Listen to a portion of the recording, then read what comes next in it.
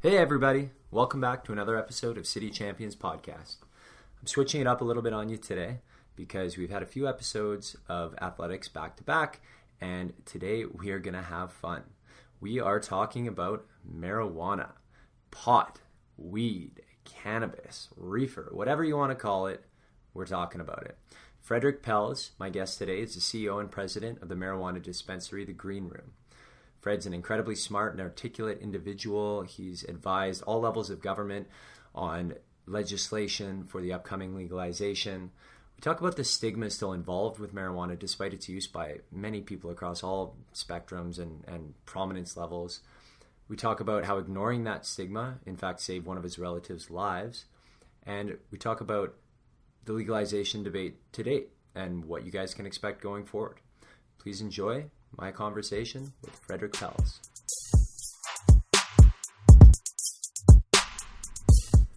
Sitting here with Frederick Pels of The Green Room. Fred, how are you doing today? I'm good. How are you, Shane? I'm very good. So you just got back from a CTV interview. Is that the case? Yeah, I did. I got a phone call this morning. Apparently the Alberta Liquor Store Association released a poll that said that Albertans preferred that marijuana be sold in liquor stores, and they wanted my comments on it. And yeah. What did you tell them? Well, I told them that I have a poll from the Dispensary Association that says that most Albertans prefer dispensaries. It was pretty funny because it was an interesting time for their release. I mean, well done after Ontario announced that they're using an LCBO model, but they didn't really have any info on their pool of people that they asked, and it was really a marketing ploy, if anything. Right, it was all kind of smoke and mirrors, and yeah, it would be like a grocery store saying, yeah, we want to be the only ones to sell these groceries. Yeah, and she said that she spoke with the president of the association, and she said that liquor stores had the experience. I go, how long have liquor stores been selling pot? I've never seen it there. So I've been missing it this whole time. Yeah, I've been looking for pot, and I couldn't find it anywhere besides the Green Room. So I was shocked to find out they had experience selling cannabis. But for many people who don't know, and many people who will find out within the next year, you operate in incredibly sort of divisive, sort of conflicting industry right now. I mean, tell us a little bit about the Green Room, how you got started in it. Where are you? Gray market? Are you black market? Are you totally above board? How does this happen? Well, we're trying to be totally above board. So I guess you would call that gray. I don't know how to label it. I mean, the industry has been around far longer than I've been alive. Marijuana has been part of the British Columbia economy probably since the 60s. Dispensaries, started rolling out there in the late 90s. The Green Room started in 2012 with my partners, and when it was time to expand, they reached out to me. As crazy as it is to open in Alberta, which is a bit conservative, we had to find a way to do it. It was a matter of necessity. I mean, it's coming here. It's coming out all across Canada, so we had to find out a tactful way without breaking the law and being front page news and adding to the stigma of dispensaries of how to operate here. And I think we found it.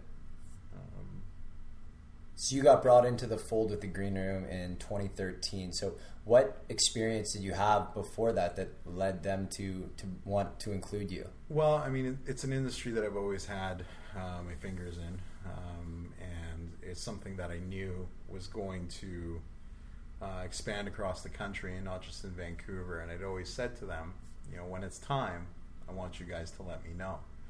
And it pretty much happened that things were going really well in Vancouver, and they wanted to take it up a level. They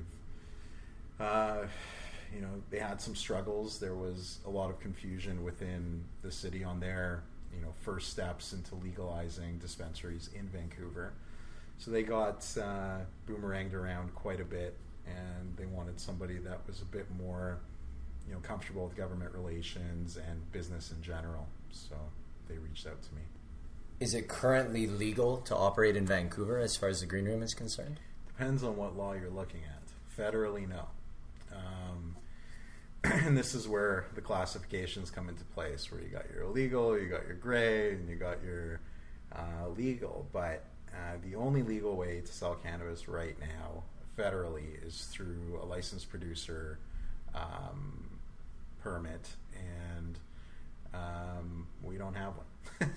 So thankfully, there's some proactive people in Vancouver and many other cities across Victoria, Nelson, Cumberland, all issue licenses because they recognize it's part of the fabric of the community there. Right.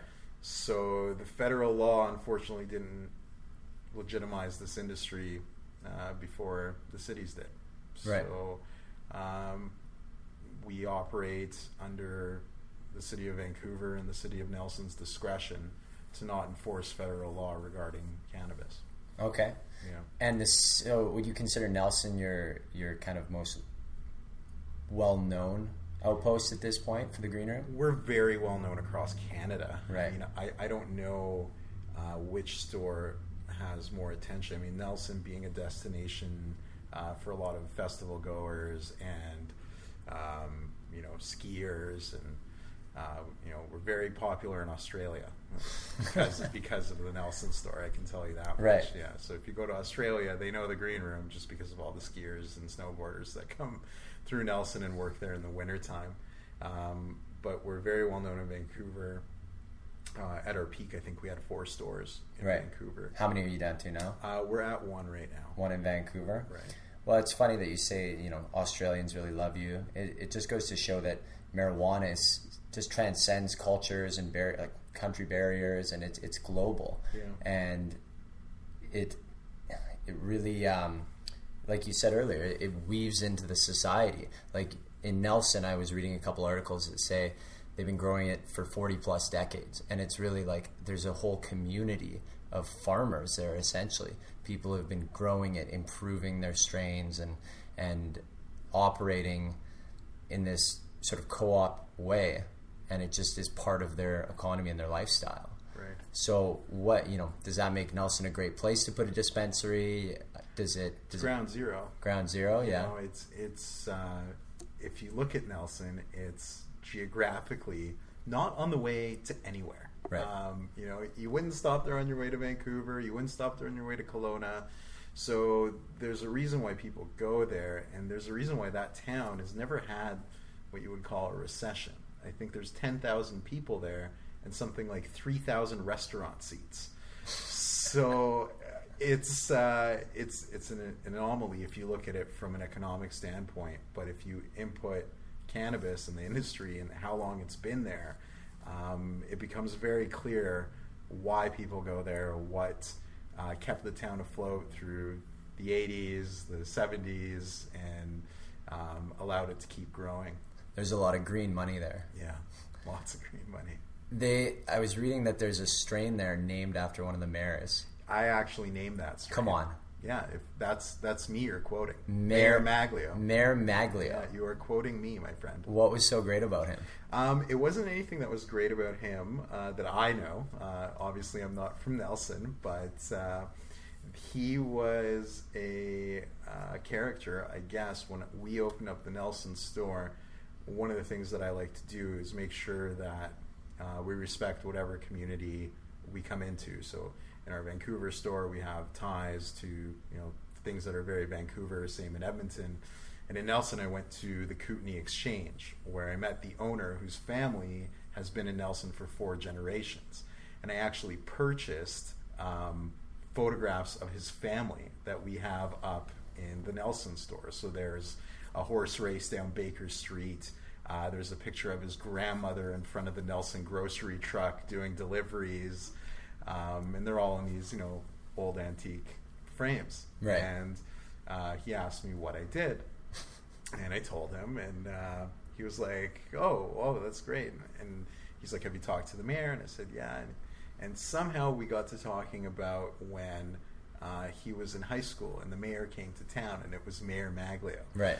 And he gave this impression of Mayor Maglio that I can't mimic, but it was funny. Yeah. It was eccentric, and when we went to take down that strain, I just decided after hearing that story that I would name it after Mayor Maglio as another, to be a part of the Nelson fabric as well. You inundate yourself into the culture there. Yeah. That makes a lot of sense. So what kind of outreach programs do you guys do in order to gain support within the community? So when it was, speaking of Nelson, that was the funniest one because, again, when we came there was 10,000 people still and 6 dispensaries. So we were 7th.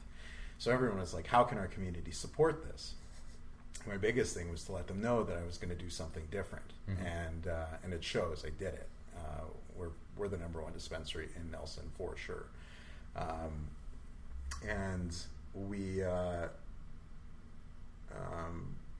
tried to reach out to the community. We've done a few shows at the local venues, and we've also given credits to, there was one young single mother in Nelson who was diagnosed with cancer. We provided her with a tab for medication on us. We did that several other times. There was also, at the time, there was also the Compassion Club, which did similar things. Since the licensing process, the Compassion Club is gone. So now we've sort of tried to take over that price point and charitable donations. So that's direct impact to the community there, as well as in Edmonton and Vancouver we offer severe discounts. Like we lose money on absolutely everything that we do for people who are terminally ill or facing a very difficult situation health-wise. Outside of that, one of our mottos is to be good neighbors. So we keep certain people from smoking in neighborhoods. We remind them to enjoy it in the place where they're not intruding in somebody else's space. Yeah, it's actually written right on our membership form. So, and I think in that article as well, you might find that Mayor Kozak said that we've actually been welcome and taking care of quite a few problems that were happening in Nelson. Right, because I mean, as an industry like you are in, you can do so much more than just offer a product, right? You can counsel on, just living a good life and being, like you said, good neighbors. So a town like Nelson that has kind of been, it's had marijuana in its economy for decades. Not that any other place hasn't, but when you go to a more conservative Calgary or Edmonton, how do you slowly sort of inundate yourself there?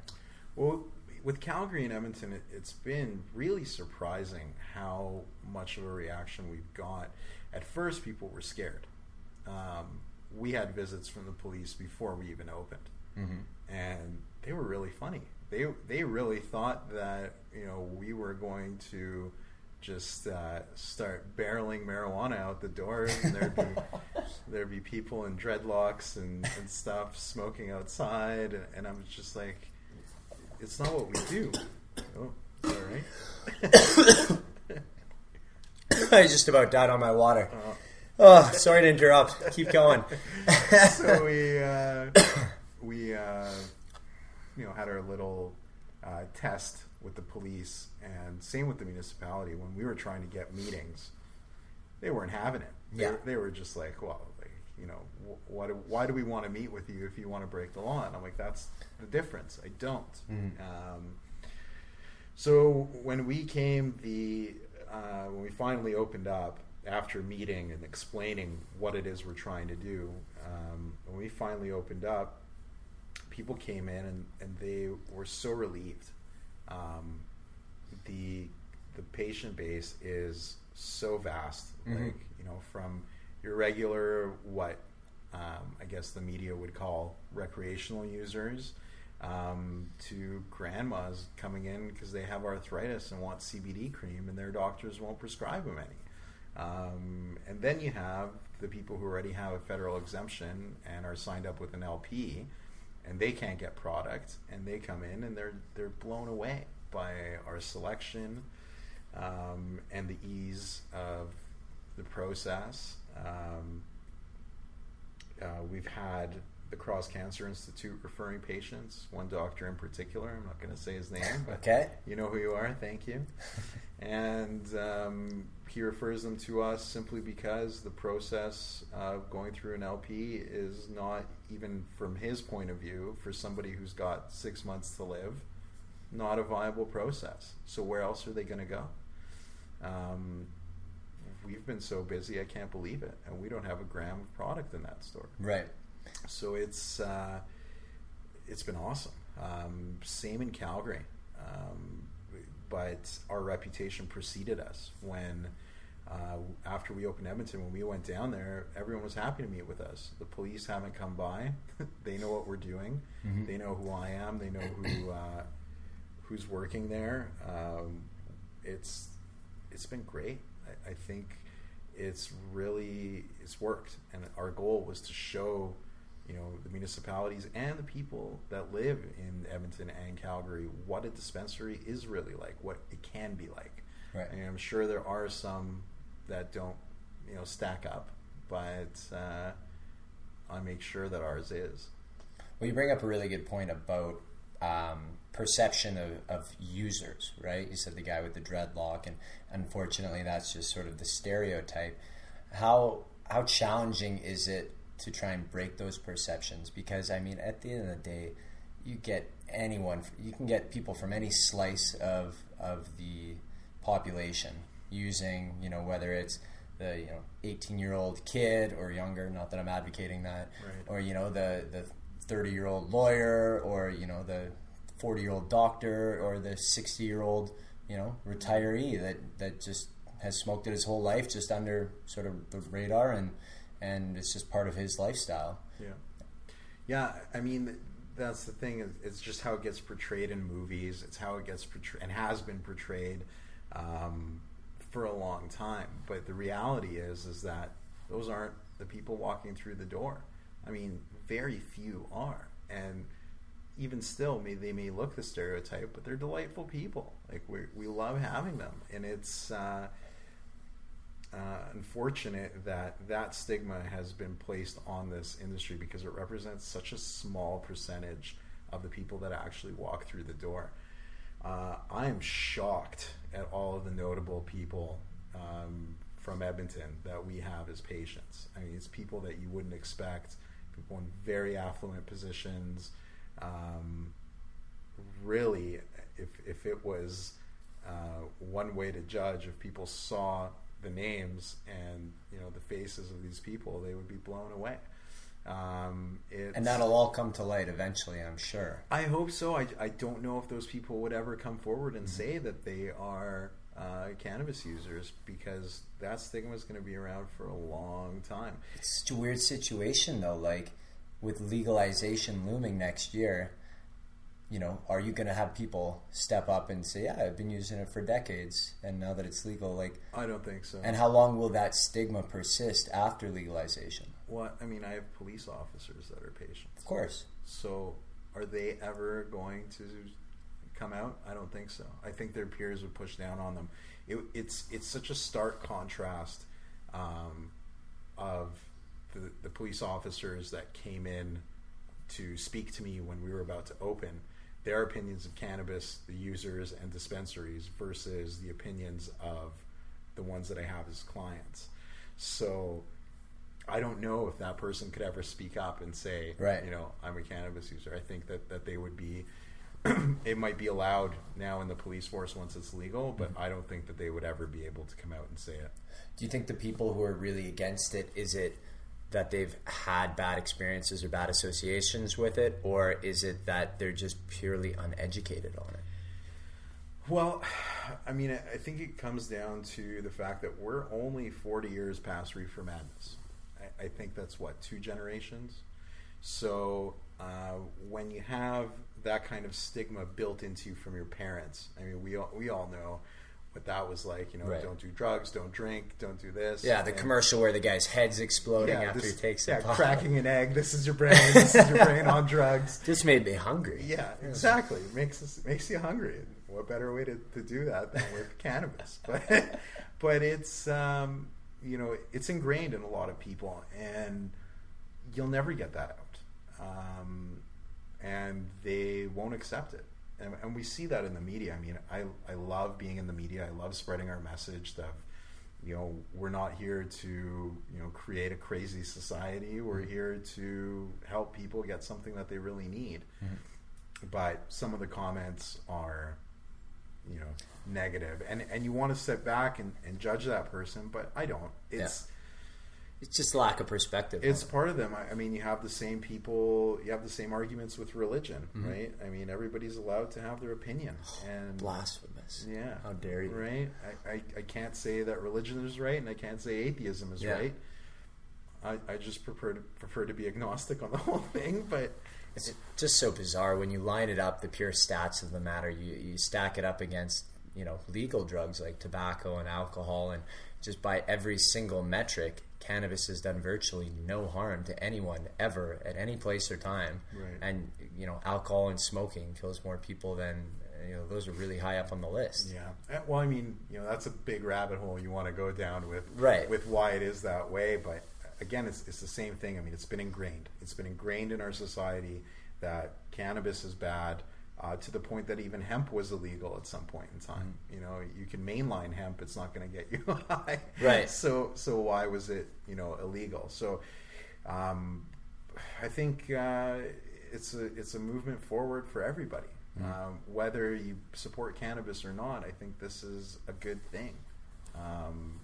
It's a shift, right? And it's a tangible one. Absolutely. Now, you said something interesting when referring to your clients, but you called them your patients. Right. So how does that process work? Someone comes into your store off of White Ave there. So basically what you would get is somebody comes in, we don't do prescriptions or diagnosis. And we refer to them as patients only because of the health practitioners. So to the health practitioners, they're patients. To us, they're customers. Right. And so sometimes that line gets blurred for me, and I just keep calling them patients because that's what the health practitioners prefer. Yeah. I mean, that's what they do. And every parent wants their kid to be a doctor, so you can say, my patients. Yeah, exactly. And I'm by no means a doctor, unfortunately. Nor do you play one. Yeah, nor do I pretend to be one. But so they come in, they have a information session, and really what happens there is our health practitioners will ask them if they're on any medication, and see if there's any negative interactions with cannabis. I think that's key. Imagine if you went into a liquor store and somebody just sort of reminded you, like, hey, don't drink with your prescription pain meds. Right. It's not good. And so this is just another reminder, especially because a lot of the people that we have are new to cannabis. Mm-hmm. So we guide them through with any interactions they may have. We also ask them about their ailments and make recommendations on product based on that. And then they're signed after they're approved for use. Some people we don't approve. People on serious psychiatric drugs or anything that might be too risky for us to make a recommendation for them to use cannabis. Right. Unfortunately, we turn them away. Right, err on the side of caution. And we advise them to see their medical doctor and actually get a prescription in that case. Mm-hmm. Because again, we're not trying to hurt people. We just want to make it better. Mm-hmm. So it's not all about money for us. The next steps would be they are inputted into our membership database, and then they have full access to the dispensaries of Vancouver and Nelson. Mm-hmm. So with your information session, I mean, we've kind of talked about this before, but it's a deep rabbit hole in terms of how many different strains there are, what effects. You have some of the probably most knowledgeable staff in the industry. Definitely. What kind of training do you put those guys through, and kind of what makes you proud about those? So we have a 160-page training manual that everybody has to read and gets tested on. The other thing too is the evolution of the products is nuts. When new products come out and new extractions, new compounds, I mean, there's THCA, CBD, CBN. And blends of all the above and their effects, and it's a never-ending education process. My staff are amazing. I'm really lucky to have them because they're so passionate about the industry that there'll be times where they'll come to me with something new that I've never heard of. Yeah. And they really love dealing with our patients, clients. And they build relationships. Like it's amazing. We really have a great community being built here. Within the green room, it's unbelievable. Like I'll come there, there'll be flowers there for somebody, or all sorts of cards. You're making people feel good. Yeah, right. It's the most rewarding thing I've ever done in my life. So, what kind of people come in? Who do you most enjoy helping? Like, what kind of ailments is cannabis good for? Well, there's unfortunately nothing that cannabis can cure.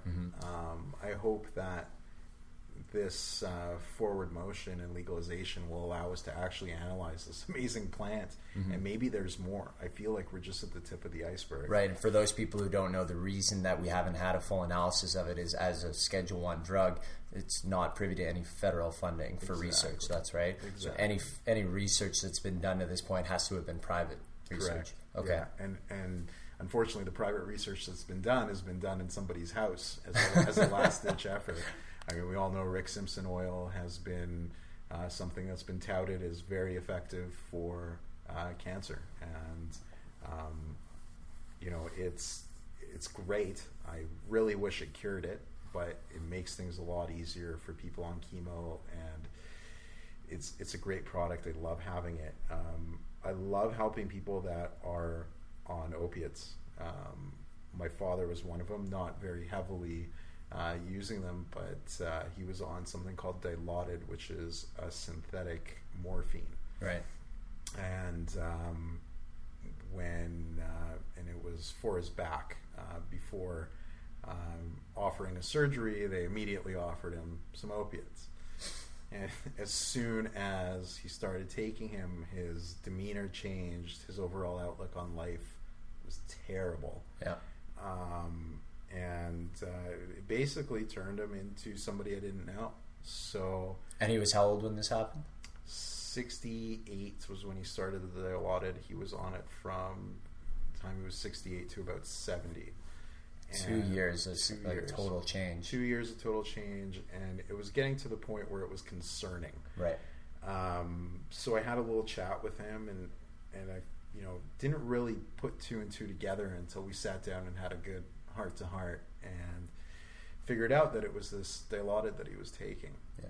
So I said, can you get off of it? And he says, I can, but it's not, my back is just killing me. So Dad was a Olympic hammer thrower in Russia. So his back is pretty messed up. Right. And he said the pain is too much. And so we had some really potent pink kush. And I said, will you smoke pot?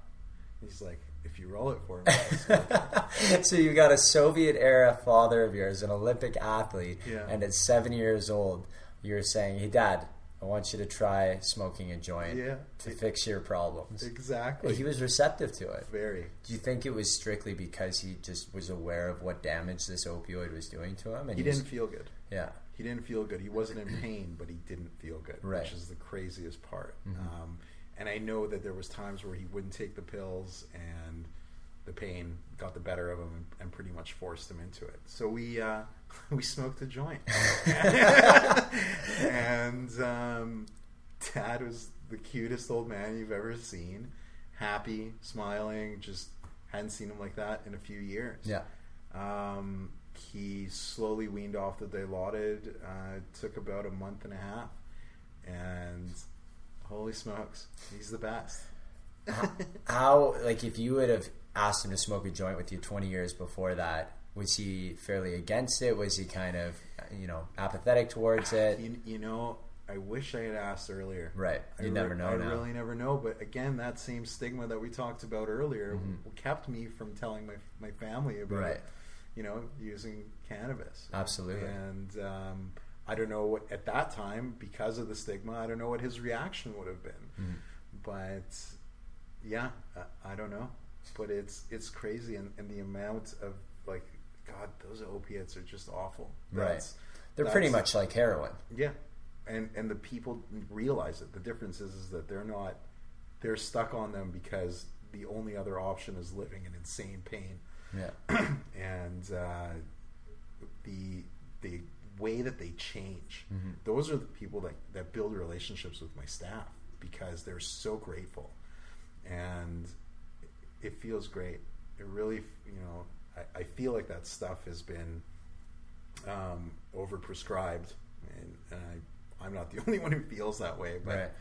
And it's really turned into a problem. Some of my staff were formerly on it for something that they should have never been prescribed it for, and that's how they became so passionate about the industry. Right. It's really the most rewarding. The toughest ones are the people that are terminally ill and people that really we can't do anything for. Sometimes we get people in that say they hear that it's good for ALS, and it's hard to tell them that it'll make you feel good, but it's not going to do anything for your ALS. It'll help you eat. It'll help you sleep. Yeah. So that's the other side of the coin. Man, right? That's tough. Yeah, and you get people in wheelchairs and final late stage cancer, and it's hard. So what marijuana is typically used for is a couple things, right? It's pain management, it's appetite management, because a lot of the times what they're blasting them with chemo, and it just totally takes away their appetite. Is that right? Yeah. And then also in terms of mitigating some seizure effects. Yeah, I mean it's been really good with epilepsy, CBD mainly. It's been amazing with Parkinson's. For Parkinson's tremors, people have noticed that. Again, it's not a cure, but it definitely helps. Some people have day and night differences, and it's a matter of finding the right strain. Everybody's cannabinoid receptors are different, so it's a lot of trial and error, where one thing might work really well, another strain might not work quite as well. So it's, that's why we don't prescribe anything, because you would have to try it. Right. You and I could have the same ailment, and I could try one strain and it would work amazing for me. It might make you worse. Right. So it's at the point where it's trial and error. So a cannabinoid receptor, we have those in our bodies. Is that correct? Right. Yeah. And so how does that make our reaction to cannabis different from something like alcohol? Well, alcohol is put through your liver, and cannabis can be too, and it actually changes the chemical makeup of it and its effects on your body as well. But it's strange, because cannabinoid receptors literally only interpret cannabis. Right. So whereas alcohol in the body affects all sorts of systems. It affects your dopamine and your adrenal gland. That's right. But the main effect is increasing. Well, barbiturate, it's slowing down your central nervous system while also flooding your body with the feel-good neurotransmitters of dopamine. That's why you have the blues after a night of drinking. Exactly. So it affects systems that are already used naturally by the body. But the cannabinoid receptor, and you can speak to this better than I could, is dormant unless activated by cannabis. Is that right? That's right. And that's, you'll see there's many articles out there about why we have cannabinoid receptors. We're all made up of carbon. There's a reason why this plant's around. There's a reason why we have those receptors. I think we need to put a little more resource into finding out exactly why and what those are for. The effects of euphoria and giggling and the munchies are a very small part of why people use cannabis. And I think that as we explore the relationship between individuals, their cannabinoid receptors, and cannabis, we might find that answer out pretty soon. So would you say would it be safe to say that your theory is that we evolved these receptors through use of it? I don't know if we evolved them. I don't know. Maybe we always had them. Yeah. But everything in our body has developed for a specific purpose. Sure. And when you say things like giggling or having the munchies, it's a very social drug, right? And those are things that, as humans and as a social species, those are the things we value the most. Right. Like social interaction, connection with other people, laughing, song, dance, all that stuff. And to me, it seems like cannabis is a drug that enhances every single one of those. That's right. I know. Could be the case that, you know. It very well could be, and you know, it's what can I tell you? It's the plant that makes everything better. You're right. You know, obviously, I'm going to advocate for it, but I don't know. I don't even think science really knows where they came from. I don't know where they would evolve from, because I don't think everybody has used cannabis. Right. Right. So how could everybody have cannabinoid receptors? True. Now, where do we stand right now with legalization? I mean, it's stated by the federal government that it's happening next year, but what are the stepping stones to still traverse before we get to that? There's a lot. I mean, the government, and rightfully so, wants tax money. And everybody wants to make sure that this is taxed. I think that is the biggest reason why Kathleen Wynne went with an LCBO model. I like to call it worst case Ontario. That's 60 dispensaries for the whole province. That's right. One for every 350,000 people that live there. So it's crazy. It's going to flop. But is it a step in the right direction? Anything legalization is a step in the right direction. July 1 was stated to be the date where everything happens, but I think it's just a starting line.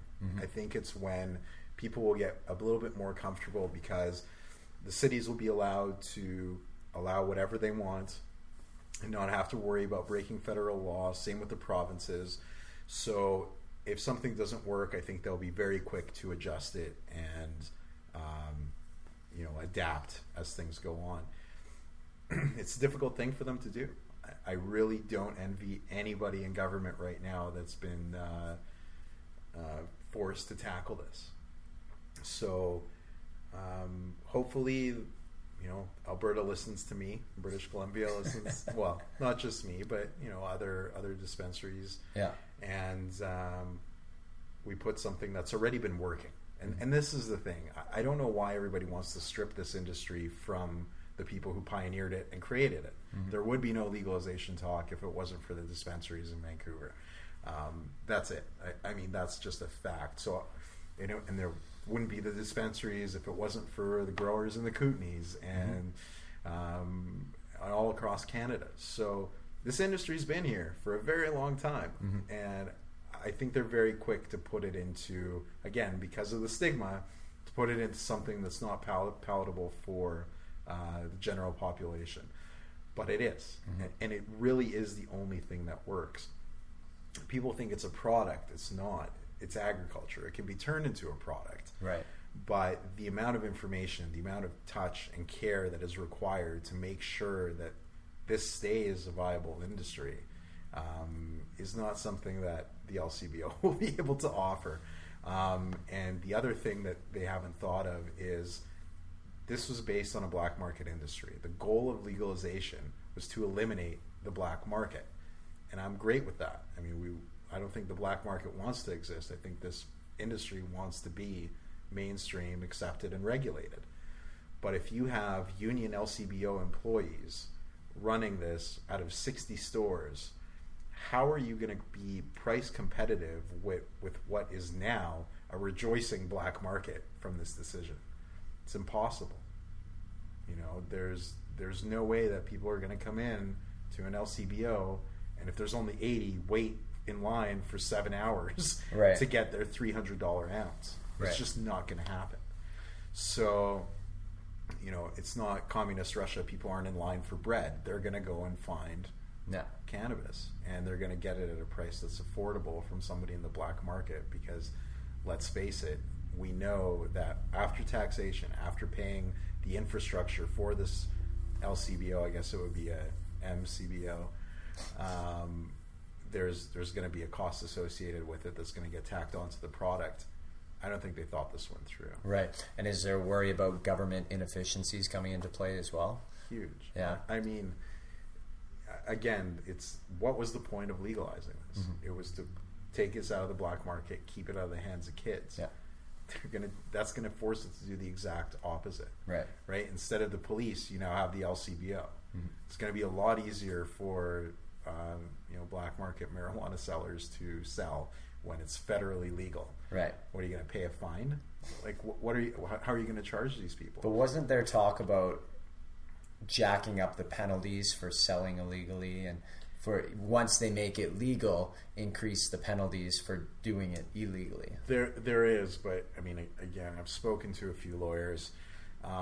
There's a complexity in this because what is illegal? Okay, Alberta has a private model, and Ontario has a public model. So you cross that invisible line, and all of a sudden what you're doing is illegal or not illegal. Exactly. So Johnny Toronto orders some pot from Fred in Edmonton. Yeah. Well, who's breaking the law? Right. Right? Am I now black market because I operate a private industry in a legalized, regulated Alberta model, and it's coming into Ontario? Right. So I mean, I'm not talking about selling drugs out of a car, but I'm talking about what happens when you have every province doing something different. Who do you regulate? How do you regulate that? Yeah. It's an envelope away. What do you do when Amazon starts selling it? Exactly. We were actually contacted by Amazon. Prime delivery, next day delivery. Yeah. It's a reality. That could very well happen. So the model you advocate is currently the model that's going on in the black market, but is extremely viable once legalization hits, and that it's grown by that mom and pop growers that have been doing it, or whoever's been growing it in Crown land for the last 40 years, and then they are selling their stuff to the dispensaries, and the dispensaries are vetting it and then distributing it to the retail customers. So that's a simple way to look at it. There's two problems which we have remedied. One is, like you said, vetting the product.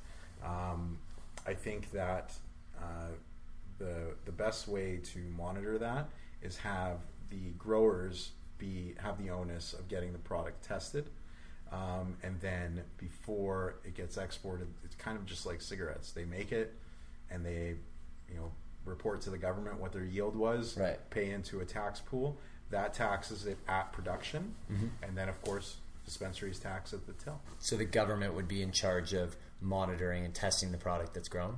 I don't. Or you pay a third party. I don't think the government would. I think that there's actually, it's a boom right now in chromatography testing. That's a big word. Yeah. What's that mean? I don't know. Okay. Chromatography is a method of testing anything for contaminants and potency. Okay. So unfortunately, I failed science. We've all got our strong suits. Yeah, I don't know what chromatography is, but it's how we test our products, for example, and it's a little bit more thorough than what even Health Canada has.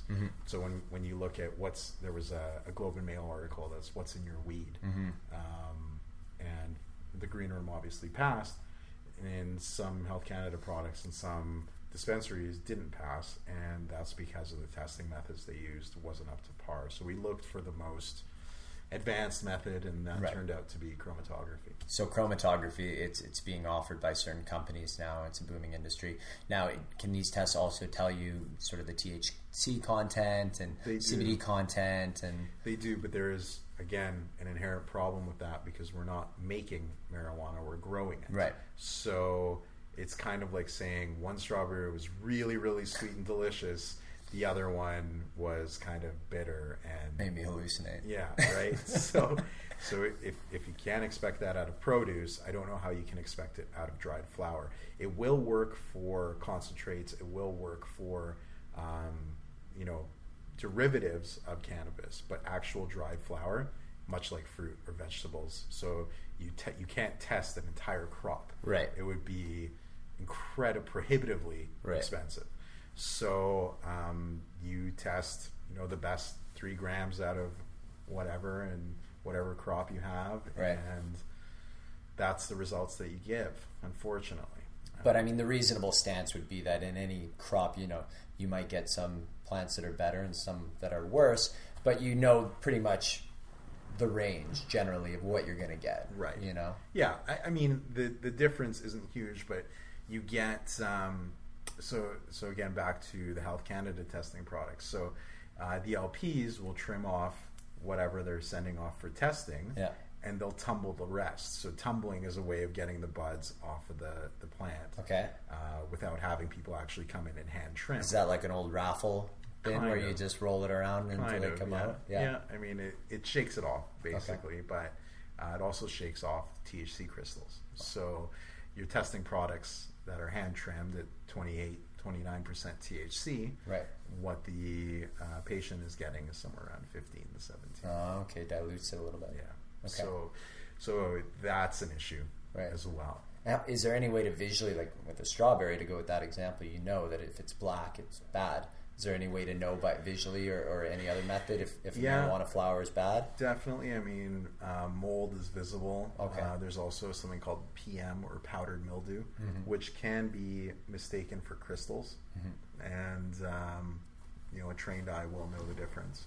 So, yeah, you can definitely visually see if a plant is sick or not good.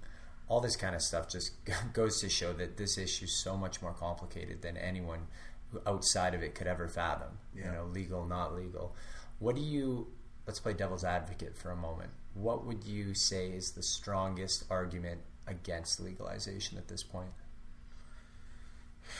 I've never looked at it from that side of it. I know, but you've got to in order to steelman your arguments. Yeah. No, we've got a rebuttal for pretty much every argument. I don't really think there is a strong one. It's keeping it out of the hands of kids. Yeah, that's what we want to do too. Yeah. It's really all the arguments. The only one is impairment. How to test for impairment. That is one I don't have an answer for yet. We've spoken with officials in Portugal. They have different laws than we do. But unfortunately, the only way to test right now is with a fluid sample. Okay. So is that urine? Blood or saliva. Well, saliva seems easy. It's still illegal. It's illegal to take a saliva sample? It is. That's why we have breathalyzers. You can breathe, but you can't. You can't demand somebody lick something or spit on something. And that just goes to individual civil rights. And that's right. Okay. And I mean, rightfully so. I'm really happy that we have those laws in Canada. It makes things a lot more difficult for us to find a breathalyzer for pot. The other problem with even the fluid samples is the time frame. Right. So it's within 4 hours. So what is the threshold of impairment? Well, the other thing I think you mentioned to me before is that two people with identical THC levels might be experiencing completely different effects, right? Of course. If you're a regular user, your THC levels might be elevated constantly, but you might not be quote unquote high. Right? Whereas someone who just smoked for the first time might have the same THC level in their blood, but just be off the rocker. Exactly. And that all goes down to even prescription pills. Well, if someone's driving around on Ativan or Xanax, how do we test for that? Right. So I think it's a bigger problem than just with cannabis, but with pot in the limelight right now, that's my toughest argument. Right. Sure. And unfortunately, because of the current legal climate, that's the burden of proof, right? Like, prescription pills are legal, so you don't have to prove that it's bad to be driving on them. Exactly.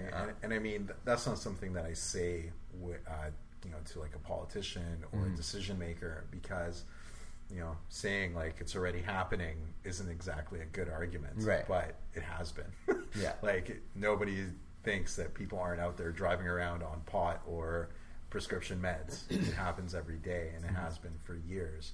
So this is a long-term problem. This isn't something new. Well, I mean, the simple fact is it's happening. Whether you like it, whether you don't like it, that's the way the market is going. And there's no point in fighting the market. Right. People fight the market in industries every day, and they die off. Yeah. They go away. Yeah. So, I think it's in everyone's vested interest to understand, come to terms with it, and then put all our energy and our resources into all improving the process. Right. Yeah, and that's all we can do, and that's why I tell everybody July 1 is not the end. We just got to keep going and make this a great industry. I don't think this industry should be stripped from the people that created it, but I understand that it needs to evolve, and I think that we have a real great opportunity here, to let it grow and let it turn into something that people will love. Right. And why take it out of the hands of people who have been running it for decades? And hand it over to people who don't know what they're doing. Yeah, exactly. Or at least find some common ground in order to work together. Well, and that's why I'm so shocked at this liquor stuff, right? And everybody's touting their experience and their credentials. What else are they going to do? Kidney transplants? Like, I don't see what gives them the credibility to run such a sophisticated operation. Mm-hmm. Alcohol's easy, real easy. Cannabis is not. Trust me. It's a labor of love. I don't know. I think people think I'm crazy with the amount of time that I have to put into this.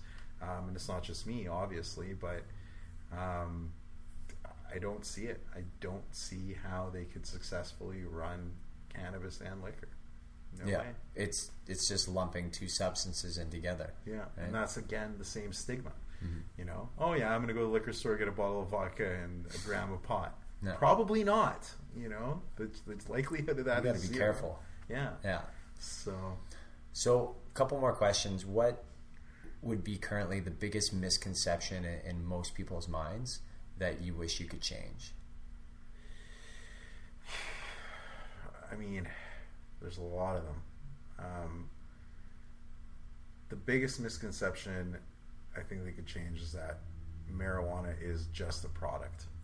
I think people, it's not like just pot. There's so many things, so many degrees to everything about it that to try and simplify it right now at this point of legalization is dangerous. I think it could harm people, especially if you get somebody that's, using alcohol and then, they have pot too. Maybe I'll just try some pot with my booze. It's not a good scenario. I think education is key, and I think we just got to keep doing what the Green Room's been doing, and that's educating everybody about cannabis and how it's not just pot anymore. Well, Fred, I want to be respectful of your time, and that kind of is a great segue. Where can we send people to find more information on this topic, to get educated, to not have misconceptions anymore, and to just get with the times? Where would you recommend people go? Sure, you can visit any of our stores in Vancouver, Nelson, Edmonton, Calgary, soon to be Red Deer. You can find us online at greenroommed.ca. There's all of our contact info. We have tons of published information, socioeconomic feasibility studies, you name it, it's on there. If you're looking for info, come on into the stores or check out our website. You guys have done your homework. Yeah. And your store in Edmonton is next to Hudson's on White and Gateway. That's right, 8126 Gateway Boulevard. Perfect. Great. Well, thanks for your time. Really appreciate it. Thanks, Shane. Talk to you later. Bye. Hey guys, thanks again for listening. Super appreciative of the support. If you're interested in anything Fred talked about, check out his website, greenroommed.ca. Please let me know, send me some feedback, who you want to hear from, what kind of topics you want covered, and we're going to continue on with this thing. Hope you're all having fun. Take care.